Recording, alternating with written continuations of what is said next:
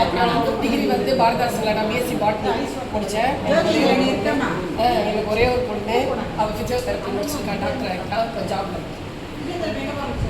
Mother Teresa. இந்த last year முடிச்சு இப்போ தான் 2 months ஆகுது ஜாப். எல்ட்ரா ஒர்க் பண்ணுறாங்க பொண்ணு. நான் ஹாஸ்பிட்டலில்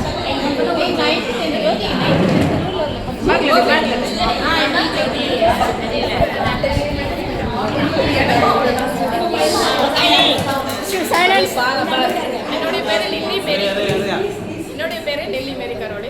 நான் வந்து இந்த ஜெயரானில் எல்கேஜி டு 8th வரைக்கும் படித்தேன்.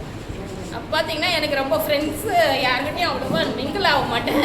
நான் அப்படியே கொஞ்சம் தனியாகவே இருக்கிறதால ரொம்ப யாருக்கும் பழக்கம் கிடையாது. 8th வரைக்கும் படித்தேன்.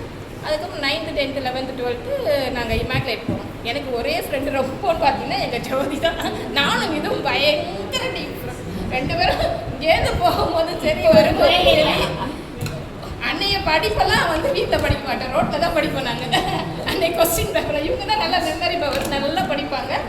எனக்கு ஆன்சர் சொல்லுவாங்க, நான் மைண்டில் ஏற்றிப்பேன். வணங்கி படிக்க மாட்டேன், மைண்டில் ஏற்றிட்டு அதை போய் அப்படியே படிச்சுடுவோம். நான் அந்த மாதிரி தான் நாங்கள் கதை முதல் கொண்டு சினிமா கூட ரோட்லேயே படிச்சுட்டு பார்த்துருவோம். நாங்கள் சினிமா வந்து படம் போய் ரோட் பார்த்ததே இல்லை.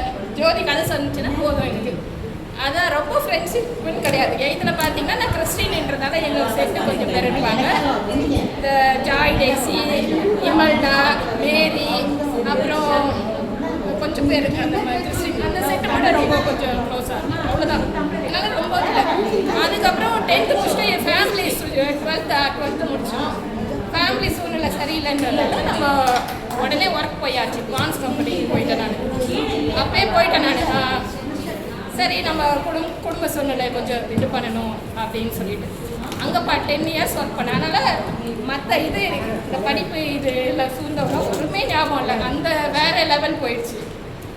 அதுக்கப்புறம் பார்த்தீங்கன்னா ஒரு சூழ்நிலையால் ஒரு 33 years கழித்து நான் பிஎஸ்சி எம்எல்டி முடித்தேன்.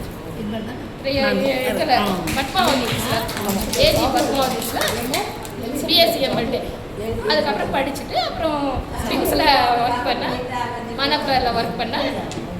அதெல்லாம் ஒர்க் பண்ணிவிட்டு அதுக்கப்புறம் கவர்மெண்ட் ஜாப் பண்ணிட்டு இப்போ வந்து சாரத்தில் ஃபைலர் ஏர் கண்ட்ரோல் யூனிட்டில் லேப் அசிஸ்டண்ட்டாக இருக்கேன். நான் எனக்கு ஒரே ஒரு பையன் தான் இருக்கேன்.